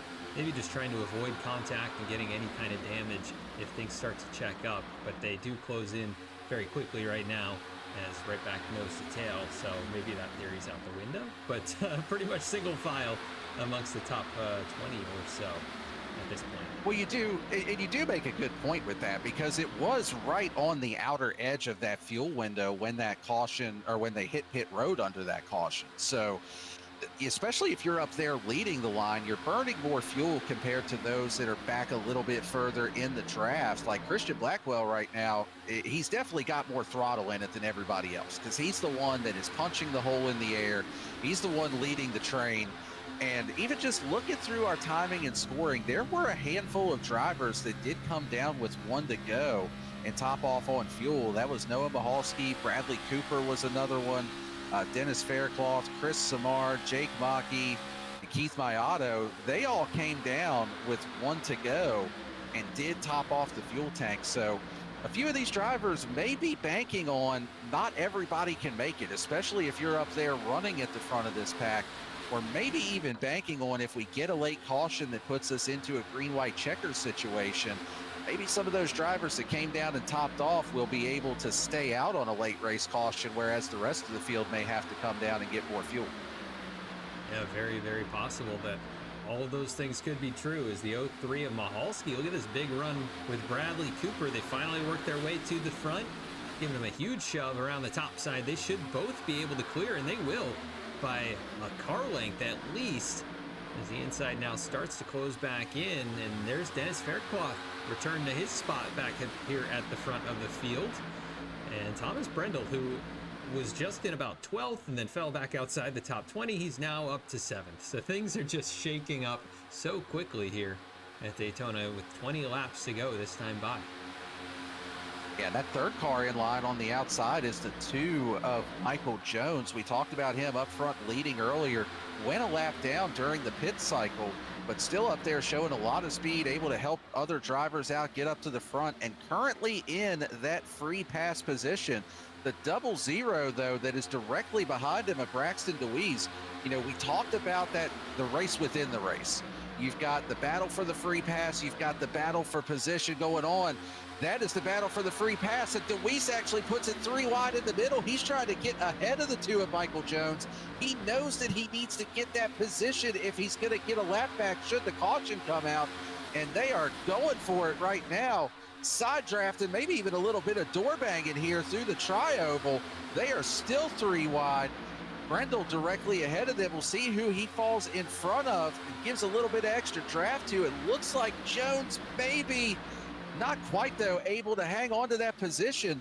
Braxton DeWeese able to actually get ahead of the 2 of Michael Jones, and not only that, able to put a few cars in between. So Man, talk about the race within the race. That could end up being a winning move right there, or at least a race-saving move if we do get another caution that comes out here. Yeah, I was about to say they're going to need a caution for them to either one of them take advantage of it, but they don't want to be the caution. And that was shaping up to potentially be the caution, as they were 3 wide for quite a while and not giving each other a whole lot of space to work with. But that's what it comes down to here is, you know, we're less than 20 laps to go. Time is ticking. And as a lap car, your options are running thin. So Braxton DeWeese doing what he needs to do as Brendel right in front kind of slips up the racetrack. That top lane not quite as synced up as it has been most of this event. And we'll see who elects to jump up there and take advantage of, you know, an opportunity to lead that line. But a few of the contenders towards the back here, the VSPEED machines of Chris Samard, Keith Mayato, Ryan Gemmel, Seth Hatchell as well, kind of all towards the rear part of this pack. I would expect for those drivers to maybe start to make their move here in about 5 or 6 laps and start getting towards the front. As we see a couple movers there. Oh, close move with, I believe that was Turner. Bailey Turner made that jump up to the top side, barely slid in between Cabot and Lidl. That was indeed a very close move between those drivers. And yeah, I mean, it's getting it's getting down to go time is the best way that I can put it. You know, we've got just over 15 laps to go. It'll be 16 here at the line when we come back around. And one thing that I learned as far as my recent race in the next gen is that that third lane just takes a long time to come in if you're even able to get a third groove going with any kind of momentum. So you're not going to be able to wait until just a couple of laps to go to try to make your move. If you're outside of that top 5, top 10 range, you've already got to be trying to play chess here and figure out, when do you jump up to the top? When do you try to go 3 wide and at least gain some track position to set yourself up better for the end of this race? Yeah, it almost looked like Bailey Turner was going to jump to the top side of the 80 and bring Eric Hutton with him, and it looks like they may just do that down the backstretch here. Tries to squeeze in. The 80's not going to give him any space at all, and he will have to back off. So that was a close call, but you can see he's testing the waters there just a little bit. It's a little contact in front. Maki and the 18 of Cody Maurer. And now the door opens up for the middle for the 24 to come on through. That'll shuffle Lidl to the top side and out of the groove. As things not quite aligned as nicely as you would have hoped for early on in the race, right? And things are definitely changing very fast. Well, and one thing that could be throwing these drivers a little bit of a curveball, we've seen some connection issues out of that 18 of Maurer here in recent laps. Seen it blink out a few times, kind of disappear, reappear, and it's really difficult, especially at a super speedway track when you're trying to time up runs, time up moves. As you can see, Jeff Wright to the middle. He shuffles Braxton DeWeese to the outside. Mentioned him being a lap down. And Jeff Wright saying, hey, I need to go. I need to get this track position and get up here to the front. The pay window is just about open. He is now second in line. He's got some teammates behind him. Gonna have to wonder if they try to shuffle that 34 of Brendel out of line and maybe just settle this with the team cars there, or are they gonna try to push him up to the front? Yeah, and Thomas Brendel, not somebody that I'm sure they're accustomed to racing around. He's been away from the series for a while. Was you know, part of BTDY back in the first few seasons, back 2020 through 2022 probably, and I'm not sure any of those guys were racing when he was, so they probably, you know, haven't even seen his name in here, and now they've got to figure out what they want to do with him here. But working towards the front and pushing him is the current option as they pull right alongside Noah Mahalski and Bradley Cooper, who lead the inside lane.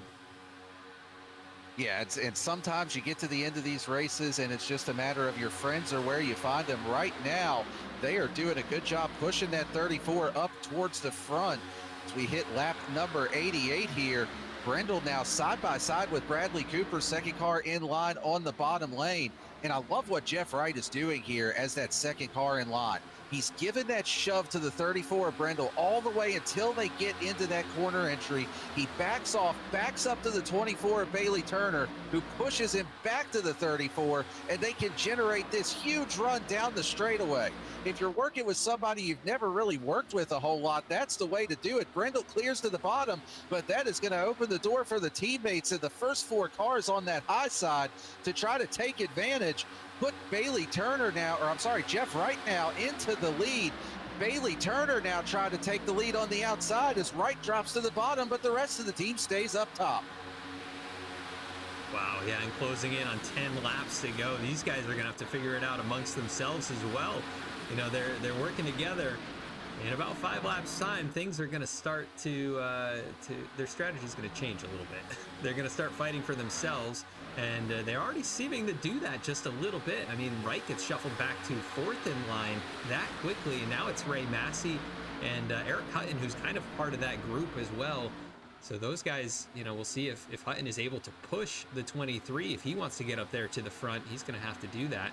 As a few cars pulling it down pit lane, that is Max Koss, as well as, the 2 of Michael Jones and the 16 of Max Koss. All three of them have issues getting into the pits there. As you can see, the 7 of Paul Hahn, he completely missed the pit entry. And then Michael Jones, and I believe that was I think it was the 16 was the other car there. All 3 of them having issues getting into the pits. So, yeah, again, just underscores how difficult it is to make this pit entry, even when there's just a few cars that are coming down pit lane. Easy to lock up those rear tires. But we stay green. They're all off the racing surface. No caution needed for that one. As you can see, Bailey Turner in the 24. He is now at the front of this pack, leading this line. And we are inside of 10 laps to go here at Daytona in the season opener. Man, it is still anybody's race at this point. Yeah, it is wide open, but these teammates doing an excellent job of leading the way late in the race. Kind of taking over where they were early on in this one. And got to see if anybody is going to be able to work together to get up there and battle them. We've seen Bailey Turner, Adam Cabot, Jeff Wright, Eric Hutton, all of those guys go to victory lane at super speedways, and it's just how good they are at working together when it comes down to crunch time. Up there on the top, it is Hutton leading the way now as a couple more peel off. That's going to be Alan Dice and Dallas Sullivan making their final pit stop, and they'll probably be hoping that something happens before this pack comes back around, but they'll at least have to get a splash of fuel and go. As now Jeff Wright jumps to the top side to lead that lane. The 00 of Braxton DeWeese, a lap machine in the mix. All kinds of things going on here. Yeah, and this could be another team strategy. You've got basically the top 5 right now, aside from Ray Massey, are all teammates. So you could maybe even play a little bit of the teammate game to say, hey, some of us are going to be on the top lane, some are going to be on the bottom. We can control both and settle it just amongst ourselves. As you can see, Cabot now taking the lead on the outside with a shove from Jeff Wright. And it really seems like that top group, as we've mentioned time and time again here this evening, that top lane is where you want to be as the field comes up on a lap car here. Lap car going to do the gentleman move here. That is Max Koss, 63 on your timing and scoring, 16 on the car. He gets down on the apron, gets out of the way, lets these leaders race it out to the end. And it's now the 17 of Cabot leading the field. The Magic Man back out front. See if he can get a victory here in the season opener. He got the teammate of Bailey Turner behind him, Angelo Ronis. Ray Massey now slips up past the 48. Is he going to try and jump to the top side? And then I believe that is Braxton DeWeese now to the inside lane, and it is. So he is working this pack extremely well. Oh, caution flag is out on the track. Rob Liedl in the 80 is around. Yellow flag for a massive hit on the front straightaway. I believe that is the 18 of Cody Maurer as well that is involved, showing a meatball flag. Contact through the tri-oval. The 6 of Ryan Gemmel was also involved there. But the worst of that incident goes to Rob Liedl and Cody Maurer. Let's take a look a little bit further back here. Just a little bit of pushing and shoving towards the back of the pack. Looked like maybe just a little checkup there in front of these guys, and Ryan Gemmel was already on the back bumper of Rob Lidl when that checkup comes from in front of them. Just a little bit of a chain reaction, accordion effect there. Around goes the 80 as well as the 18. Massive damage for both of those cars. Yeah, those will be race-ending incidents there for both drivers. You see Maurer really crab walking. The right front completely knocked out of it. Looks like maybe Lidl somehow got away with a little bit less damage, but hit pretty hard nonetheless. And that will that'll work out pretty well for, I believe, Braxton DeWeese should get the lucky dog. I think Dallas, or maybe Dallas Sullivan did, not sure about that, but Alan Dice trapped one lap down, so didn't quite get the caution in time to save him. But we'll see who brings it down pit road. If anyone's going to put some fresh tires on it, top up with fuel, but this could work out quite well for the teammates at the front of the field. Yeah, and I believe you are correct that Braxton DeWeese should be the free pass here. Dallas Sullivan, even with that pit stop, I think they were able to stay on the lead lap. It looked like they just came down, took a splash of fuel, able to keep it on the lead lap there. But yeah, this is the caution that Braxton DeWeese was looking for. We saw him up there racing hard, trying to get that free pass. Not a lot of time left to be able to try to do anything with it, but I mean, you never know. You never know how chaotic these races are going to get at super speedways when we get down to the end. Sometimes you could be running back in 20th, the big one happens, the next thing you know, you come out with a top 5. So it's better to be on the lead lap, and you can try to at least salvage something out of the evening. I'm gonna be curious, like you mentioned, to see if any of these leaders elect to come down pit lane. Saw a couple of cars there on the apron through turns 3 and 4. And Bailey Turner with the fake out again. I think Jeff Wright going to be doing the same thing here. These drivers electing to maintain their track position. May see some drivers towards the back decide to come in and top off, just in case we do end up utilizing some of these green-white checker attempts. There you can see a few drivers hitting pit lane now, which, I mean, that's a strategy that I've used before at super speedways. We get down to the end. If I know the leaders are close on fuel, I might as well just come down, put fuel in it, see if we get lucky with some green-white checkers, and maybe I can back into one. Yeah, I think that's just Dallas Sullivan getting some tires on it. You know, maybe top up a little bit more on fuel. Rob Lidl has brought it in. He's getting the damage repaired. Braxton DeWeese also had brought it in not too long, or has yet to bring it in. He just got passed around here, so he should be able to bring it in this next time. And he'll try and top up a little bit. He's been out here a while, maybe get some fresh tires, and it's nice to have just like the extra grip if you might need it in a certain circumstance. We've got 3 green-white checkered opportunities potentially, so you might end up needing a little bit more fuel if we get even one of those. Yeah, absolutely, and that may be what some of these drivers are banking on, just playing the strategy game here, to just hope that there's a little bit of chaos that sends this race into extra laps on a green-white checker, and you might be able to just leapfrog some track position that way. And it looks like we've got 21 still on the lead lap. Lidl getting that damage repaired. Obviously heavy contact to the nose of that car. Looks like the right front toe link might be broken, not exactly sure. But yeah, we see the leaders kind of running on the apron here. That's a real life strategy to get more fuel in the car and kind of keep it from settling in the tank. And not sure that it makes as much a difference here in iRacing, but they're at least doing that to keep it, maybe shorten the distance slightly, right? Shorter arc, something like that. I'm not exactly sure what their mindset is, but pace car lights should turn off here, I would think, and they will, so we'll be going green this time. Yeah, and I think you're right with that, with some of these drivers utilizing the apron. Something that I actually did not know that I just recently learned with these cars. You'll see a lot of drivers that'll actually shut the car off. They'll have ignition switches mapped where you can fully shut the car off under caution to help save fuel. I did not know with the next gen, it will not shut off until you are under 70 miles an hour. So that may potentially be what some of these drivers are doing. If you're running under 70, you're not really maintaining pace speed, but if you're down there on the apron, and I think that's exactly what Bailey Turner is doing, because just looking at that digital dash, his RPMs are all the way down at 0. You can see there, they're back up a little bit where he's got the car back under power. He's also in 5th gear trying to save a little bit of fuel. So I would venture to say that that's kind of the shortcut, if you will, that you can ride down on the apron, go under pace speed, but still maintain with the pace car because you're just taking the shorter arc.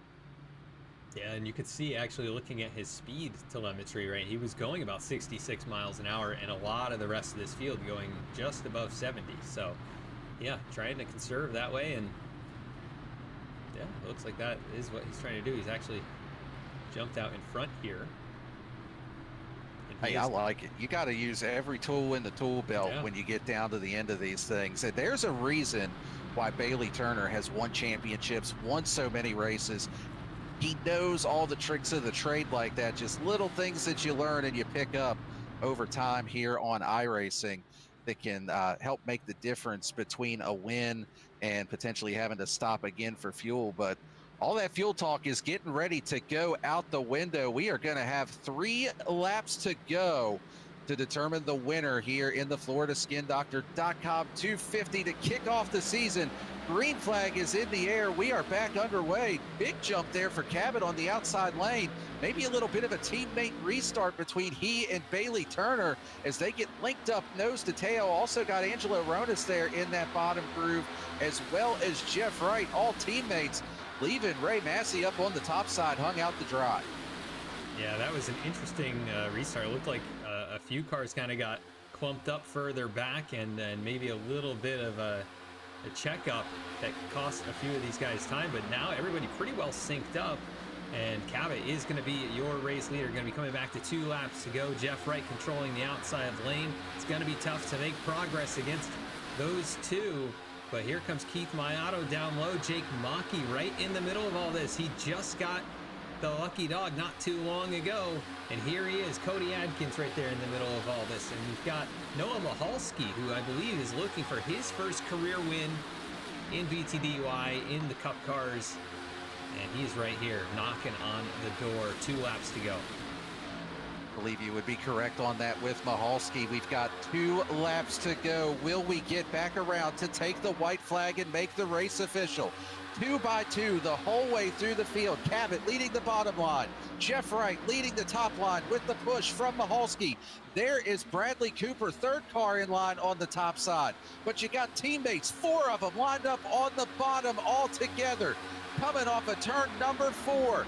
The white flag is in the air. This race is going to be official. 2.5 miles to determine the winner here in the season opener. You've got the teammates. You've got Bailey Turner in the bottom groove on the second lane. Oh, it's the Wrecken getting into turn 1. Big contact in the back of the pack. We're still going to be racing back to the line. There's Mahalski now, gets to the outside of Wright. He's going to go to the bottom. What's going to happen here down into turn number 3? It's Bradley Cooper on the back bumper, the 03 machine. The teammates all synced up 5 deep on the bottom. Here comes Ray Massey, Keith Mayato, Jake Maki on the top side. Noah Mahalski looking for his first career win. He's going to get turned right across the nose. Around. Bradley Cooper. And so does here comes Bradley Cooper. He's got the lead. He's going to take the win in the season opener at Daytona on last lap chaos. Wow, your pick, it came true. I know you had some bad records of that, and I think you just broke that. He broke the curse. He only leads 1 lap, but he only needed to lead the last one. Bradley Cooper, the curse buster, is going to win here at Daytona. Wow. Wow, that is amazing. And Ray Massey comes home second. Christian Blackwell, who we saw up and down throughout the field, he'll finish in 3rd. And then Cody Adkins, top 5 here in the opener. He'll finish 4th. Eric Hutton's going to round out your top 5. Wow, so much to unpack from that finish. Let's see if we can go back and take a look at all of what just occurred. Yeah, there was the initial incident that happened going into turn number 1 on the white flag lap, I saw Chris Simard was one of the drivers that got a lot of damage out of that wreck. And I didn't quite catch where it started. I believe that may have been Thomas Brendel was I think up. that was the 34 of Brendel was actually where that wreck started on that initial incident there. It's kind of hard to pick out the difference between his car and Chris Simard there. Just kind of painted a little similar there with the orange on him. See Ryan Gemmell with a huge hit there, and oh yeah, there it is. Yeah, it looked like just a bit of a mistimed move there. Just you zig when you should have zagged. Man. That was the first big incident. A lot of huge hits on that final lap between quite a few drivers. Let's take a ride on board here with Dennis Faircloth. All that's happening on the top side. He can't really even see it. It gets packed down in here, and then somehow, I think he gets hooked. Yep. Oh, head on into the outside wall there. And a lot of chaos. Dallas Sullivan involved in that one. The 7 of Paul Hahn. A handful of others. Gemmell, Hatchell, Simard all involved in that one. And then we go forward.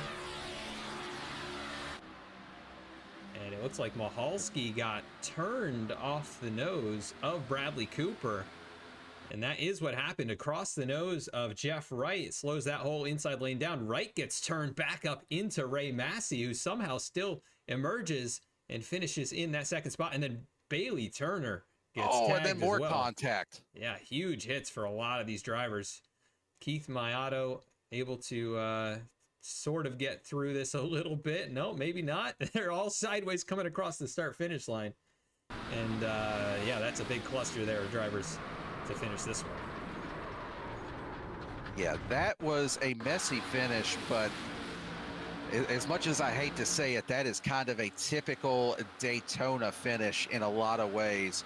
We see a lot of incidents like this on the last lap at these super speedways. You just got everybody pushing for everything they can, trying to get those last few spots, trying to do what they can to get those positions. And in this instance, the one car of Bradley Cooper is going to come out victorious. But we're going to take a quick commercial break while these drivers finish up their post-race celebrations. We will be right back to grab a word. At Cynthia Rogers, MD Dermatology, we specialize in providing comprehensive expert care for the full spectrum of skin conditions, from complex skin diseases and skin cancer to aging concerns and aesthetic needs. With decades of combined experience in medical, surgical, and aesthetic dermatology, our team brings both deep clinical knowledge and a patient-first approach to every visit. Our practice focuses on developing personalized treatment plans tailored to each individual's skin, health, and life stage. We're located in Port St. Lucie, Florida, in the PSL Professional Center. Learn more or schedule a visit at floridaskindoctor.com.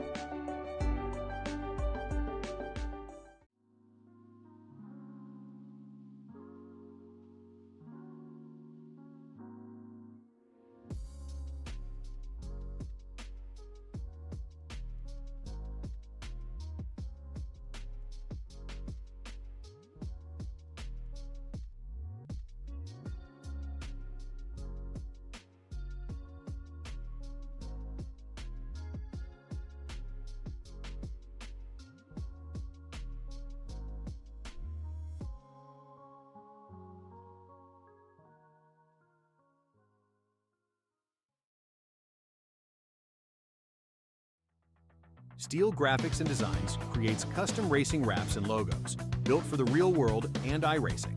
From bold liveries to clean, professional branding, every design is made to perform on and off the track. Ready to upgrade your look? Contact Steel Graphics and Designs for custom wraps. Visit Steel Graphics and Designs on Facebook to learn more.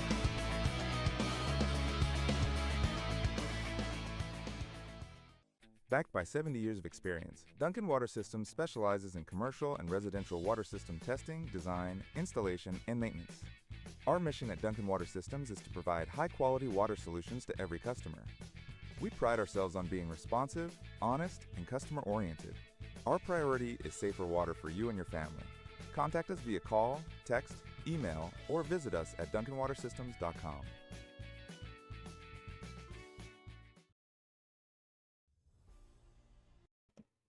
Ladies and gentlemen, welcome back to the World Center of Racing here at Daytona. We just saw an absolutely wild finish here. Uh, we go ahead and give you a quick rundown of your full race results here before we take a look at our post-race interviews, let you know where your favorite driver finished here this evening. Bradley Cooper from fourth on the grid. He is going to come home in the number 1 position. Ray Massey comes home in second. Christian Blackwell rounding out your podium in the number 3 position. Fourth place is going to be Cody Atkins with Eric Hutton in fifth. Angelo Rodas in sixth. Keith Mayato seventh. Eighth place is going to be Bailey Turner, Jeff Wright in ninth, and Adam Cabot rounds out your top 10. Austin Sale in his debut finishes 11th. Braxton DeWeese finishes in the 12th spot here tonight. Jake Mockey finishes 13th. 14th was Noah Mahalski. 15th, Chris Samard. Seth Hatchell comes home in the 16th spot. Dallas Sullivan finishes in 17th. Thomas Brendel is 18th. Rob Liedel in 19th. And Ryan Gemmel, or rather Dennis Faircloth, can round out your top 20. Yeah, I think there may be a little bit of a disconnect here with some of the race results. Has a tendency to happen whenever there's kind of the last lap wrecks with some people not making it back around. Ryan Gemmel showing in the 21st position, Alan Dice in 22nd, Michael Jones 23rd, in 24th is going to be Jake Miller. 25th place is going to be Max Cost, 26th Paul Hahn. In 27th position is going to be Cody Maurer. Brody Hayes, 28th, Jeremiah Vincent, 29th. Rounding out your field here this evening is going to be the 0-2 of James Loveland. But we're going to go ahead and get to our podium finishers. Let you hear from the top 3 here this evening, starting with third place, Christian Blackwell. This is Daniel and Adam up the VSPEED booth. You got me? Got you. Well, man, what a run for you here tonight. You led a few laps, started 21st on the grid, gained 16 spots. Talk about that last lap and just the chaos and how you were able to navigate your way through that to come home on the podium. Man, it was crazy. I'll tell you what, if I didn't have a spotter in my ear the entire time, that probably wouldn't have happened. I feel like a lot of that I just got pretty lucky in avoiding and just being quick to jump out of the way. And I feel bad for that last one with accidentally running into Eric at the end there. But it feels good to get a top 3 in the first race of the season. Yeah, definitely a good way to kick off the season. You know, a lot of times when drivers come into these races, they'll have a strategy play that they want to try to do at the beginning of the night. Did you come into this race with a strategy of either trying to stay up front or trying to maybe stay at the back and avoid carnage? Or was it just kind of we're going to wing it when we get there? It was I came in here very impatient. I did not want to be at the back long. I remember the ending of the last season, I messed up. I took 4 into green, and I ruined my whole race from third to dead last. And I came into this one full-minded that wasn't going to happen. I was going to finish within the top 5. Wasn't expecting a top 3, but I'm very satisfied. Well, you definitely had a strong run here this evening to start off the season. Congrats on the podium. Before we let you go, who do you want to thank? Any sponsors or shout outs? My boys, actually, they were in the voice chat with me the entire time watching this. So it'd be Cameron. It'd be my boy Will for helping me do this, watching me, helping me, give me ideas and strategies and things like that. All right. Well, congrats on the P3. Christian Blackwell, we will see you next week at Kentucky. Thank you, Daniel. And Adam, I believe you are standing by with our second place finisher here this evening, Ray Massey. Hey, Ray, this is Adam and Daniel. Oh, yep, you got us. And man, a lot of chaos there on that last lap. You were up there in the mix most of the night, kind of around the teammates there, you know, Cabot and Wright and all of those guys. You know, what was your strategy, you know, coming to the close of this one, and how did you get through that mess? My strategy was to hang on to those teammates because I knew they would be working together, and that's why when the lanes opened, so I could get tucked in between like Jeff and Eric Hutton, that kind of thing. I knew I was safe to sit in there, and there was some fuel stuff going on. Wasn't sure when to pit, that kind of thing, and that caution came out and kind of shook everything up. So I went to the top to see how that played out, and Noah pulled up and I was pushing Bradley, and we just hauled the mail on the outside. And I thought, I'm just keeping it to the floor. Temps are going up, and we're just we'll blow up or we'll make it, and not lifting. So I actually missed a big one. I've been in most of them, so it was nice to miss one for a change. Yeah, it looks like you almost got pinned to the wall there, right? As you kind of skirted around it. So the topside move was what saved you in the end, and ultimately you come home here in second to kick off the season. We go to Kentucky next week. Obviously, very different kind of racetrack, but we're in a much different car than last season. How do you feel about these next gens at a track like Kentucky next week? Yeah, that's going to be a learning curve. I haven't driven these cars a whole lot, so we'll try and do some practice during the week and figure this thing out, because Kentucky's difficult as it is. So see what this car does there. It'll be interesting. Yeah, definitely going to be a lot of fun, and should be a good learning experience for many of the drivers out here, and should be fun to watch you guys go out there, battle it out as always. But second place here tonight at Daytona, Ray. Anybody you want to give a shout out to? Yeah, I always shout out my sponsors. Clark Print Shop, that's my brother-in-law's company. He does bulk printing of like business cards, anniversary announcements, wedding announcements, graduation announcements, anything you need like that. He can do promotional stuff. Hit him up. You get 23% off your first order if you mention iRacing. So he would appreciate the business. And then Walking and Rolling Costumes, they do a lot of good work for kids in wheelchairs. They build costumes free of charge to the families. So my spotter, Chris Rude, is associated with them, so put them on the car. And I always thank my dad. He does the work up on the pit box doing pit strategy and stuff. So appreciate him helping out. And then all the sponsors of the league and you guys up in the booth, y'all do a great job, and hope we put on a good show. Oh, you guys did, as always. Thanks, Ray. Thanks for the time here. And yeah, Walk and Rolling Costumes, great cause. We love those guys, and great to see them up here on the podium with you. So go celebrate, and we'll catch you at Kentucky next week. Sounds good. Appreciate it, guys. Thank you. That is your second place finisher, Ray Massey. We're going to go to Victory Lane, where, Daniel, I believe you're standing by with our race winner. I am indeed standing by with my pre-race pick, Bradley Cooper. This is Daniel and Adam up booth. You got us? I broke the commentator's curse, Daniel. I did it. You damn sure did break the commentator's curse, man. I mean, I'm not gonna lie, I was a little nervous throughout the race that I might not have a job next week if you ended up in the middle of Lake Lloyd somewhere. So I'm glad that didn't happen. But man, talk us through that last lap, especially coming off of turn 4. I mean, it just looked like everybody shoving for everything they could, trying to get it. Just talk us through that and how you were able to get the win. Noticed a lot here tonight with the outside line. It was good for a couple laps and it would fall apart really quickly. I'm sure you guys saw that too. And it seemed like if you didn't have that third guy pushing, you couldn't go anywhere. There was 2 or 3 people in the top 10 at the end of that last restart that I knew I wasn't going to push with. But Noah Michalski in the middle of that race proved to me that he absolutely knew what he was doing. And we went from somewhere around 12th, 11th position up to the lead. And so I was pretty dedicated to the 03. I thought I was going to just push him to a victory from the outside. He had Jeff in front of him, and we came to the white flag. I knew Jeff was going to drop down and try to defend, which is a smart move. The guy on the inside didn't, he had a cooler car, but checkered flag or Jesus. I was just talking to Ray Massey about that. We're not going to lift for anything. We got 3 laps to go when we take the green, and I'm just going to push as hard as I can, whoever's in front of me. Hey, love to hear it. I got to ask, though. I told you up here we were all just kind of talking before the race. I said, I'm going to make you my pre-race pick because this is the first time I've ever got to call a race that you've been in. Did you feel the black cloud following you around at all during the race? Like, oh, good God, why did he do this? I just know something bad's going to happen. A couple times.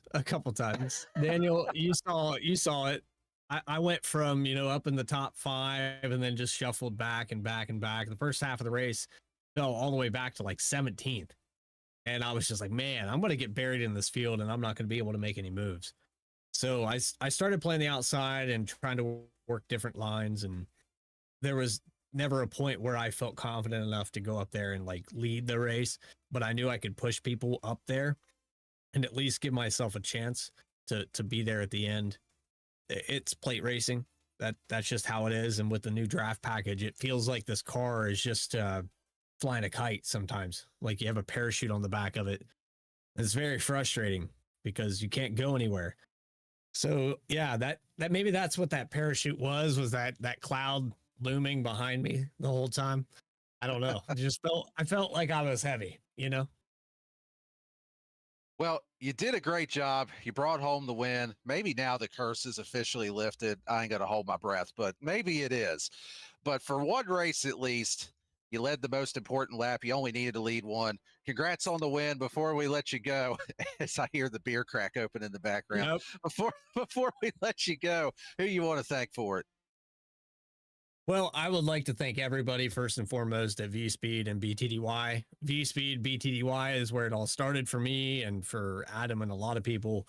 And, you know, we've grown this company to 7 different producers and I think a total of 13 employees, yourself included. Adam's a great guy and, you know, gave me a chance. We built this company from kind of just a hobby to a full-time job for some of us. So that's first and foremost.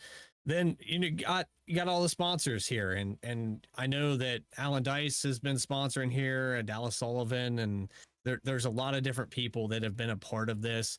Up there, Disc Golf was there last year or a couple years ago, and just people continuously helping out. Cody Atkins, the admin there, and the group that helps support this and keeps it going. And then finally, I'd like to thank my wife for allowing me to quote unquote work here tonight because she thought the impression was that I was going to broadcast. And I kind of pulled the wool over her eyes and went out and raced tonight. So that's how that went. Hey, don't worry. We can make sure that we edit that part out in production. She's already heard it. Over. Okay, well, never mind. Hey, at least if you're gonna get in trouble with the wife, you made it worth it and came out of here with a checkered flag. That's the important part. Exactly. She'll be happy with all the winnings. You right? I mean, I think Daytona. Oh yeah, I forgot. You get $50 for this win. Yeah, they had so money on the line tonight, and I never even mentioned it, man. So that's on me. That's on me not doing my job.